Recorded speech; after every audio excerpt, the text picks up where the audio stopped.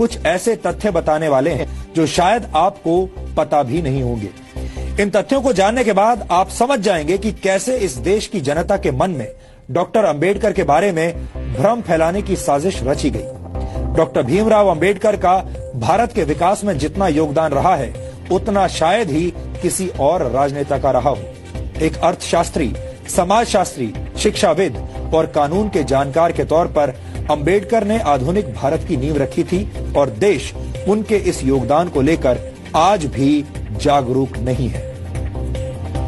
आपको बता दें कि डॉक्टर अंबेडकर संविधान की प्रारूप समिति के अध्यक्ष थे। उन पर आधुनिक भारत का संविधान बनाने की जिम्मेदारी थी और उन्होंने ऐसे संविधान की रचना की जिसकी नजरों में सभी नागरिक एक समान हो, जो धर्मनिरपेक्ष हो और जिस पर देश के सभी नागरिक विश्वास करें। एक तरह से भीमराव अंबेडकर ने आजाद भारत के डीएनए की रचना की थी। इसके अलावा डॉक्टर अंबेडकर की प्रेरणा से ही भारत के फाइनेंस कमीशन यानी वित्त आयोग की स्थापना हुई थी। डॉक्टर अंबेडकर के आइडियाज से ही भारत के केंद्रीय बैंक की स्थापना हुई, जिसे आज हम रिजर्व बैंक ऑफ इंडिया के नाम से जानते हैं। दामोदर घाटी परियोजना, हीराकुंड परियोजना और सोन नदी परियोजना को स्थापित करने में डॉक्टर अंबेडकर ने बड़ी भूमिका निभाई थी। भारत में एम्प्लॉयमेंट एक्सचेंजेस की स्थापना भी डॉक्टर अंबेडकर के विचारों की वजह से ही हुई थी।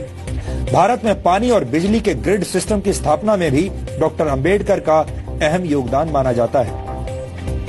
भारत को एक स्वतंत्र चुनाव आयोग भी डॉक्टर भीमराव अंबेडकर की ही देन है। ये वो योगदान है जिन्हें आजादी के बाद की तमाम सरकारों ने हमेशा ही अनदेखा किया है। यानी योजनाएं और विचार अंबेडकर के थे, लेकिन उनका श्रेय दूसरे नेताओं ने लूटा। यहाँ हम आपको भारत के पहले प्रधानमंत्री पंडित जवाहरलाल नेहरू और डॉक्टर भीमराव अंबेडकर के बीच चले राजनीतिक शीत युद्ध यानी पॉलिटिकल कोल्ड वॉर के कुछ उदाहरण भी बताना चाहते हैं। डॉक्टर अंबेडकर जवाहरलाल नेहरू की सरकार में प्लानिंग का मंत्रालय चाहते थे, लेकिन नेहरू ने अंबेडकर को सिर्फ कानून मंत्रालय दिया, प्लानिंग मंत्रालय नहीं दिया। डॉक्टर अंबेडकर विदेश और रक्षा मामलों की समितियों में सदस्यता चाहते थे, लेकिन नेहरू सरकार ने डॉक्टर अंबेडकर को ऐसी किसी भी समिति का सदस्य नहीं बनाया। डॉक्टर अंबेडकर नेहरू सरकार की विदेश नीति से असहमत थे। डॉक्टर अंबेडकर हिंदुओं में सामाजिक अधिकार और महिलाओं को संपत्ति का अधिकार देने की बात करने वाले हिंदू कोड को समाज सुधार के लिए जरूरी मानते थे, लेकिन नेहरू सरकार ने अंबेडकर के मंत्री रहते हुए हिंदू कोड को स्वीकार नहीं किया। यहाँ तक कि डॉक्टर अंबेडकर को भारत रत्न सम्मान देने के लिए भी कोई पहल नहीं की गई। उनकी मौत के 34 वर्षों के बाद 1990 में वीपी सिंह सरकार ने उन्हें भारत रत्न से सम्मानित किया, जबकि कांग्रेस ने डॉक्टर अंबेडकर को भारत रत्न से सम्मानित करने के लिए कोई कदम नहीं उठाया। अब आप समझ गए होंगे कि बाबा साहेब डॉक्टर भीमराव अंबेडकर से जुड़ी तमाम सच्चाइयों को हमसे और आपसे कैसे दूर रखा गया है।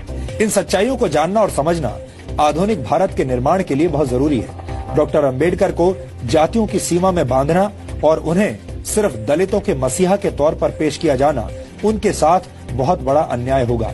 इसीलिए आज हम डॉक्टर अंबेडकर के मूल विचारों को आपके लिए डिकोड कर रहे हैं।